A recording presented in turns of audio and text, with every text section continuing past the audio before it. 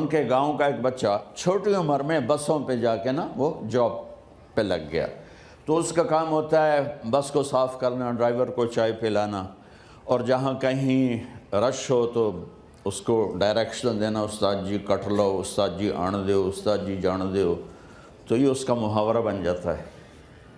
اب اس کا نکاح ہوا تو مولانا صاحب نے کہا بھائی عبد الرحمن، میں فرضی نام لے رہا ہوں، نام مجھے اس کا یاد نہیں، عبد الرحمن زینب بنت اسلم نو تیرے نکاح دیتا 500 مہر تو قبول کیتا؟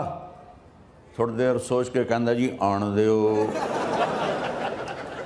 اس نے ساری زندگی آن دیو ہی سیکھا تھا، تو اس کے بھائی نے اس کو نہیں ماری، تو کہنے لگا جی جان دیو۔ مولانا صاحب نے کہا آن دیو جان دیو نال کم نہیں بننا، تو آگا میں قبول کیتا۔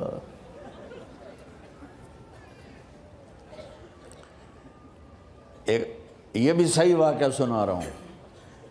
ایک نوجوان نے بیوی کو 3 طلاق دے دی کٹھی، اب ہو گیا پریشان، مولانا صاحب کے پاس گیا، کوئی میرے جیسا ہوگا، مولانا صاحب 3 طلاق دے بیٹھا، کوئی مسئلہ کا حرام؟ کہا جی کوئی رستہ حرام، کوئی گنجائش حرام۔ اس نے جیب سے موٹا سا لفافہ نکالا اور مولانا کے جا نماز کے نیچے ڈال دیا، کہ مولانا صاحب کوئی گنجائش؟ کہ ہن تو سوچنا ہی پوے۔ کی آکھیا ہی تو اپنی بیگم نو؟ اس آکھیا جی میں آکھیا ہی 3 طلاق۔ اس آکھیا مبارک ہوئے طلاق نہیں ہوئی۔ میں آکھیا جی او کی میں؟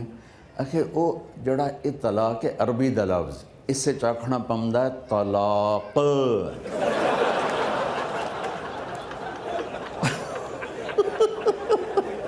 یہ آپ کو صحیح واقعہ سنا رہا ہوں۔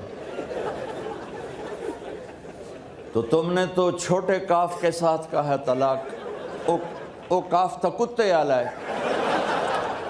موجاں کر ایک لفافہ ہو راوے تو چاہے ساری زندگی دا حلال کر دے۔ لفظ قبول اتنا ضروری ہے